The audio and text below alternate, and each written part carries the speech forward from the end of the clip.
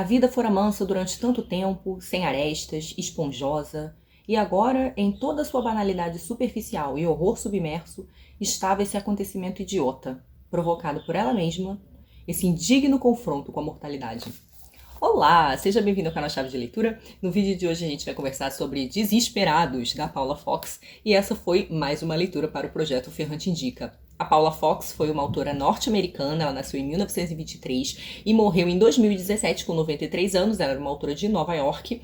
É uma autora que publicou muita coisa, ela publicou 22 livros infantis, 2 memórias e 7 livros de ficção para adultos, ganhou alguns prêmios, em especial pelos seus livros infantis, mas ela andou meio esquecida, os livros dela ficaram fora de catálogo lá nos Estados Unidos, uma coisa estranha que aconteceu com ela.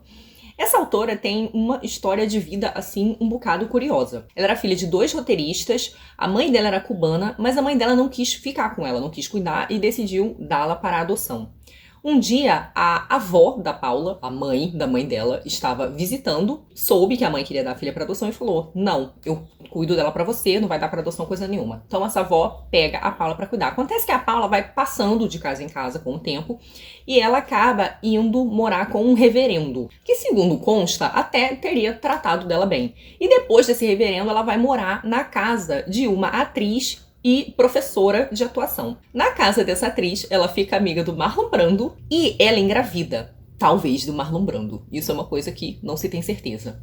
A Paula também decide não ficar com a filha dela, a Lisa, e ela dá também essa filha para adoção. E essa filha, que se torna psicóloga e escritora, no futuro se torna a mãe de ninguém menos que Courtney Love. Sim, a roqueira. Então a Paula Fox é a avó da Courtney Love. E a Courtney Love pode ser que seja neta do Marlon Brando, enfim. Quando vivia com o reverendo, a Paula foi visitar a mãe algumas vezes, o reverendo a levou lá para visitá-la, e ela tinha a impressão de que a mãe não gostava dela. E essa relação estranha com a mãe foi representada em vários dos seus romances, o que já me deixou com vontade de ler outros romances dela. A relação com a mãe não é o foco aqui do Desesperados. O Desesperados foi publicado em 1970, é um dos livros mais famosos dela, e ele se passa no final dos anos 60. Em Nova York. Aqui a gente acompanha a vida da Sophie, que é uma tradutora, ela traduz do francês, e ela é casada com um advogado chamado Otto. Esse casamento não é muito feliz, a gente vai percebendo, mas o drama principal do livro é da Sophie, é ela que a gente acompanha nessa história. Esse casal mora no Brooklyn, num período assim de gentrificação, então num período em que o Brooklyn, na verdade, era mais ocupado por pessoas pobres, por imigrantes ou por pessoas negras, e o bairro vai sendo gradativamente ocupado por pessoas de classe média e as pessoas mais pobres vão sendo despejadas. Isso aí já é uma espécie de retrato de um certo clima, de um certo contexto de conflagração, que vai ser muito marcante aqui nesse livro. A Sophie e o Otto fazem parte dessa galera aí, classe média, que está, vamos dizer assim, invadindo o Brooklyn. E isso cria uma tensão muito grande entre esse pessoal mais bem de vida, mais remediado, e a galera que estava lá antes, né? Cria ali um conflito, um clima de tensão muito marcante nessa vizinhança. O drama do livro começa quando a Sophie vai cuidar de um gato de rua. Então tem um gato que sempre chega na varanda dela, ela vai lá dar comida pra ele, dá leite pra ele. O Otto fica reclamando que ela tem que parar de alimentar esse animal, mas ela fica com dó e vai lá cuidar do gato. E aí, um dia, ela dá leite pro gato, o gato vai tomar o leite do prato, ela fica assim, meio apiedada pelo gatinho abandonado, tadinho, vai fazer carinho nele e o gato ataca. O gato, ele se assusta e dá uma mordida na mão dela. A gente passa o resto do livro todo, então, acompanhando a Sophie, vivendo o drama de estar com a mão machucada, a mão inchada, a mão doendo, mas ao mesmo tempo com a recusa dela de ir logo ao hospital. Ela fica o tempo inteiro com medo de ter contraído raiva do gato. E eu não sei se vocês sabem, mas raiva é uma doença bastante grave. É uma doença que, se ela inocular, ela não tem cura. E a evolução dela é muito dramática, tem muitos efeitos físicos no corpo, é um sofrimento muito grande no corpo, mas também na mente. A pessoa fica tendo alucinações, ela tem mudanças de comportamento, é uma coisa super esquisita, super dolorosa. E ao invés de ela ir logo ao hospital, ver essa mão e tomar a antirrábica e as vacinas todas lá, as injeções que ela tem que tomar, ela fica enrolando, ela fica hesitando, ela fica protelando, mas fica ao mesmo tempo vivendo esse drama. A relação com essa mordida de gato, ela é bem significativa, eu vou voltar a ela, mas eu já posso adiantar que há algo aí de indicativo do modo como a Sophie lida com as coisas da vida dela. A primeira cena desse livro, a cena onde ela é mordida, é muito emblemática porque ela demora um pouco pra perceber que foi mordida. Ela demora pra aceitar. Então, quando ela tá acarinhando o gato, ela tá sorrindo. O gato morde a mão dela, ela sente aquela dor, mas o marido dela está na sala. Ele consegue ver pela varanda porque a porta é de vidro. E ela não quer que ele veja que ela foi mordida, porque ele vai fazer o maior drama. Então ela continua sorrindo pra ele não perceber que foi mordida, e quando ela entra dentro de casa, ela entra com a mão escondida. Então, assim, essa primeira cena, ela é maravilhosa, porque a gente já vai percebendo como a Sophie se comporta. E toda essa relação dela com a ferida na mão, com essa hesitação de ir logo resolver, porque a coisa pode ser séria e ela não tá fazendo nada, de certo modo, tem a ver com o modo como Sophie lida com os outros problemas da sua vida. Concomitante a essa crise da mão da Sophie, da mordida, né, tem a crise do marido dela. O Otto está desfazendo uma parceria de anos, né, uma sociedade na advocacia de anos com o seu parceiro Charlie. E o motivo dessa separação parece ser que final dos anos 60, né? Então, convulsão ali social nos Estados Unidos, luta pelos direitos civis. E o parceiro do Otto, Charlie, ele quer representar, pegar clientes que sejam mais diversos, vamos dizer assim. Pessoas negras, pessoas pobres. E o Otto não quer. Então o Otto, ele fala, eu não quero fazer parte, eu não quero me antenar com o que está acontecendo, eu quero continuar aqui com meus casos clássicos. Então a gente percebe que o Otto, ele tem uma inclinação um pouco mais conservadora. Ele não quer fazer parte das mudanças sociais que estão acontecendo, ele não quer se meter nisso. A Sophie, por sua vez, como tradutora de livros, ela tem alguns amigos meio que ligados aí, vamos dizer, a um grupo de pessoas mais eruditas, talvez. Então, num determinado momento, eles vão a uma festa na casa de um casal em que o homem é psicanalista e a mulher dele é dramaturga. E eles têm muito mais dinheiro do que a Sophie e o outro, que já são bem remediados. Então, assim, eles são pessoas mais abastadas e estão aí ligados a esse meio, vamos dizer, mais intelectual. Num outro momento, ela vai visitar um outro casal de amigos, a Claire e o Leon, em que a Claire é roteirista e o Leon é professor universitário. Então, assim, a Sophie meio que frequentava pessoas que estavam ligadas a um âmbito acadêmico ou cultural, vamos dizer assim. Então, apesar dos preconceitos do Otto, a Sophie estava ligada a uma certa consciência do que estava acontecendo no país em termos de direitos de minorias ou de grupos subalternizados, oprimidos, violentados, enfim.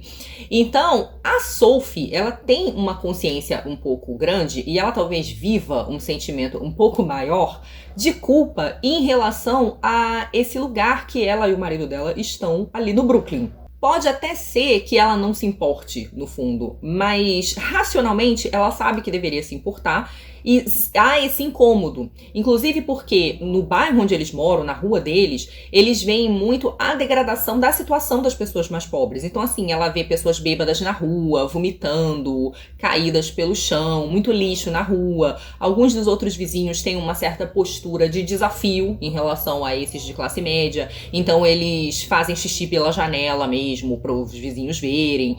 Existe um pouco essa coisa de mostrar que eles estão ali, né? Então fica esse clima difícil.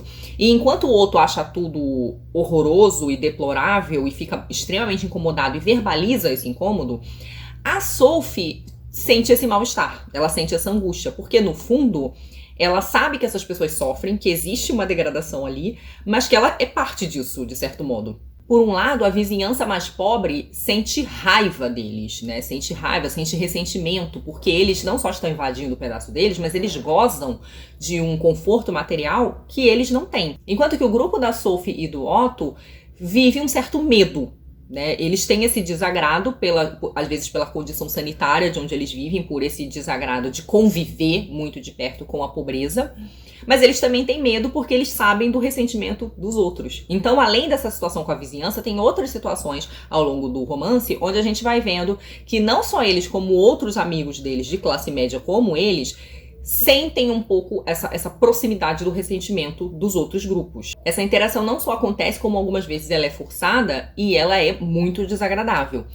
E embora o Otto fique sempre muito raivoso e revoltado, a Sophie fica naquele lugar meio da culpa branca, né? Ela, no fundo, ela fica triste e ela também sente medo, ela não quer ver a casa dela invadida ou depredada ou coisa assim, mas ela sente que não dá pra falar tudo que ela pensa, porque nessa situação de final dos anos 60 pega muito mal. Então ela fica ali vivendo aquela angústia sem conseguir verbalizá-la. Ou talvez sem conseguir admiti-la para si mesmo. O romance, nesse sentido, faz uma grande piada com o sonho americano, porque ele expõe esse clima de conflagração com esse embate entre as pessoas que estão, de certo modo, representando o progresso social, que seria essa galera aí classe média, e o outro lado, que está profundamente abandonado. O David Harvey, num livro dele sobre a modernidade, que chama Paris, a Capital da Modernidade, ele diz que a modernidade é muito marcada por esse paradoxo, que é o fato de que o desenvolvimento social depende profundamente da degradação humana, depende da decadência humana. E esse espírito, a Paula Fox captura muito bem. O livro é todo marcado por uma experiência de desagrado. Então a gente tem personagens que são desagradáveis, que são inconvenientes, que são mal educados, presunçosos, preconceituosos, afetados. Existem várias cenas também de desagrado, onde os personagens estão brigando, onde eles são profundamente hostis uns com os outros, onde as pessoas estão passando por uma proximidade muito grande com a pobreza. As cenas também marcam muito essa sensação de desagrado. A relação entre os personagens é marcada pela hostilidade, por uma certa tensão, pelo ressentimento, pela raiva. Os personagens têm que lidar com essa situação de estar muito próximos da decadência social ou da degradação urbana. Na página 57, por exemplo, tem uma cena em que a Sophie está conversando com o ex-sócio do marido dela, o Charlie. E eles estão lá discutindo, estão falando do Charlie, e tem um momento em que a fala do Charlie é bastante pesada em relação a Sophie. Ele diz assim: "Você não sabe o que está acontecendo", ele disse afinal. "Você está fora do mundo, absorta em sua vida pessoal. Não vai sobreviver a isso, ao que está acontecendo agora. Gente como você, teimosa, burra e horrivelmente escravizada pela introspecção, enquanto os alicerces de seus privilégios estão desmoronando debaixo de vocês." Então, bem pesado, né? Existe um certo desagrado na própria narrativa, porque o narrador é muito mordaz, ele é muito mão pesada na hora de falar das pessoas. Tem um momento, por exemplo, na página 125, em que o narrador descreve um personagem assim: "Tinha a espúria obsequiosidade de uma comissária de bordo." E num outro momento, na página 156, ele diz o seguinte: "Ele descrevia com o calmo fanatismo de alguém que recebeu verdades do sol." Então existe toda uma acidez no próprio narrador. Sendo um livro que procura evidenciar as falsidades do sonho americano, ele também é um livro que trabalha muito as questões das aparências. Eu falei pra vocês agora há pouco que a Sophie vai visitar uma amiga chamada Claire, né, a roteirista lá, e o Leon. Eles são um casal meio estranho, a Claire e o Leon, porque eles são divorciados. O Leon já é casado com outra mulher, mas ele fica frequentando a casa da Claire, ainda assim. E eles têm uma relação lá meio de cuidado. É uma relação meio estranha, porque eles brigam o dia inteiro, eles ficam se cutucando o dia inteiro, porém a gente vai descobrindo que existe um afeto ali. Um afeto que eles dividem entre si de uma maneira peculiar de um casal de mais de 40 anos. Acontece que a Claire e o Leon, que por fora são mais disfuncionais, inclusive a casa da Claire é bagunçada, é meio suja, tem baratas na bancada da cozinha, embora ela tenha dinheiro, ela more num prédio caro e trabalha no cinema. E tanto ela quanto o Leon são descritos assim meio que como mau gosto para roupas, e a Claire com mau gosto para decoração, como se a casa dela fosse bem bagunçada. Eles têm esse jeito aí meio de se cuidar, os dois, apesar de por fora, né, terem essa aparência aí bem disfuncional e desorganizada. A Sophie e o Otto, por outro lado, vivem numa casa arrumada, onde tudo é muito bonito, onde a bonança material é muito evidente. Eles estão ali, aparentemente, muito ajustados nos seus papéis sociais. A Sophie é uma tradutora que está aposentada, ela no momento não está trabalhando, então ela passa o livro fazendo aí essas visitas. A relação deles é muito mais complicada, a gente vai percebendo ao longo do livro, não só a irritação mútua que eles têm um com o outro, como o desinteresse mútuo que um tem nos desejos, nas necessidades do outro. E a gente vai, na verdade, descobrindo até coisas mais sérias conforme o livro vai se aproximando do final. Então existe essa coisa de que a bonança e a organização é apenas superficial, porque, no fundo, a coisa tá muito ruim. E aí aquela hesitação de que eu falei em cuidar da mão direito ela vai tendo um paralelo com a própria hesitação da Sophie de lidar com esse casamento estranho onde ela tá e de resolver essa situação com o Otto, que ela não resolve. Fica parecendo pra mim que esse apego à ferida na mão da Sophie, né, que ela não consegue resolver, ela fica protelando pra resolver, é uma maneira de a Sophie se grudar inconscientemente, se aderir a algo definitivo. O definitivo que ela não consegue tomar conscientemente, ela se apega nessa ferida. Porque, como eu falei pra vocês, é uma doença muito ruim, é uma doença que pode matá-la. Tem algo de muito definitivo ali, é um risco de morte muito sério. E parece que ela fica circundando esse risco, né? Novamente, acho que é uma ação inconsciente, porque no fundo ali ela vê algo de definitivo, ponto final que ela não consegue fazer na vida real. Acho que tem algo ali também de encarar de frente um mal-estar que na vida cotidiana dela ela também não consegue encarar. Então ela vai empurrando com a barriga, ela vai relevando, vai passando por cima dos próprios limites, mas com aquela mão ali, com aquela dor, ela fica encarando. Então, pra mim, é como se algo da subjetividade dela se desarranjasse, precisasse escapar por algum lugar.